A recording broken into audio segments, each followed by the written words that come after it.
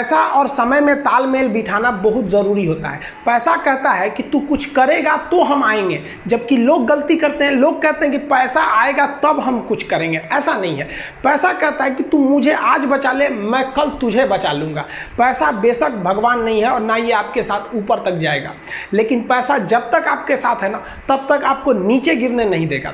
देखिए, पैसा जीवन में बहुत कुछ है, बहुत कुछ, लेकिन पैसा सब कुछ नहीं है। इंसानियत मायने रखनी चाहिए। समय के साथ दुख की बात यह है कि समय बहुत कम है, लेकिन सुख की बात यह है कि अभी भी समय है। लेकिन समय के पास इतना समय नहीं है कि आपको दोबारा समय देगा।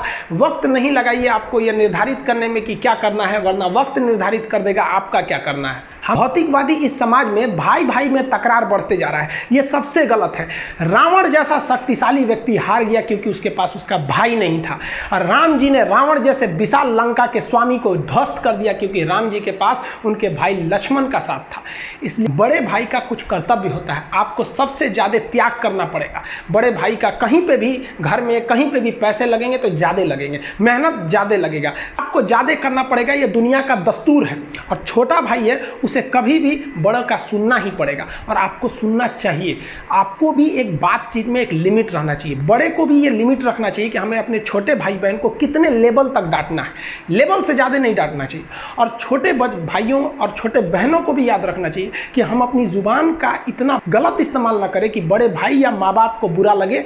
वो भले आपको कितना डांटे, लेकिन आप अपने आप के लिए एक लेवल बना के रखिए कि ये इतना लेवल के आगे नहीं जाएंगे हम। कुछ लोग भाई, बड़े भाई माँ बाप का जवाब दे देते, कहते ये करो, कहते नहीं करेंगे, क्या करेंगे। हद है भाई साहब, कोई कुछ नहीं करने वाला इस दुनिया में। मर भी जाओगे तो कौन पूछता है। एक तारा टूट जाने से आसमान सूना नहीं होता, लेकिन संस्कार विहीन व्यक्ति जानवर की तरह होता है। हम महाभारत देखिएगा, महाभारत में जो कृष्ण भगवान थे वो कौरवों के बीच गए संदेशा लेके, आखिरी संदेशा, वहां पे भी उनकी भाषा देखिएगा। आप दुश्मन से भी इस तरह से बात कर रहे थे जैसे लगता था गुरु जी से बात कर रहे हैं। ये भाषा की मर्यादा। लेकिन आज ये वही श्याम की धरती है, ये वही पुरुषोत्तम राम की धरती है जहां लोग तहजीब भूल गए कि करना कैसा चाहिए। ये वही पुरुषोत्तम राम थे जिनके अपने भाई लक्ष्मण जी को जब शिक्षा लेनी थी ना, तो रावण के पैताने बैठे थे कि ये शिक्षा लेना है तो उसके पास झुकना पड़ेगा यहाँ पर। लेकिन बात में तो इतना आजकल वो तहजीब ही नहीं रह गया है कि इतना रफ बोल दो कि दुश्मन। किसी से पूछो, एक लड़का पूछा तुम्हारा क्या हाल है, तो कह रहा है खराब है, ठीक कर दोगे। जब हाल है भाई, सबकी जिंदगी में कुछ कठिनाइयाँ आएंगी, ठोकरें लगेंगे,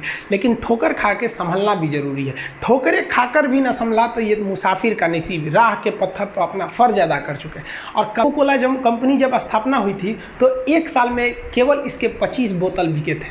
कंपनी का दिमाग हिल गया था। लेकिन आज के समय में दुनिया में हर जगह कोका कोला बिकता है, और इसने तो फिजिक्स को उल्टा कर दिया। ठंडा मतलब तो कोका कोला। भाई साहब, ठंडा मतलब वो होता है जिसका टेम्परेचर कम हो, लेकिन इतना बिका कि इसके आगे लोग भूल गए कि ठंडा मतलब कोका कोला नहीं होता है। ठंडा मतलब वह चीज जिसका टेम्परेचर कम है। ये परेशानियों से कभी मत घबराइएगा। आगे बढ़ने के लिए तकलीफ का होना जरूरी है, क्योंकि छांव आते ही इंसान के कदम रुक जाते हैं और धूप में कभी कदम नहीं रुकते हैं। ज़रूरी चीज़ आपको किताबें और यूनिवर्सिटी में ही पढ़ाया जाएगा। बहुत से चीज़ें हैं जो आपकी खाली पेट और खाली जेब सिखाएगी, जो आपको कोई टीचर नहीं सिखाएगा। कहते हैं जरा सी छेद क्या हो गई मेरे जेब में, सिक्कों से ज़्यादा तो मेरे रिश्तेदार गिर गए।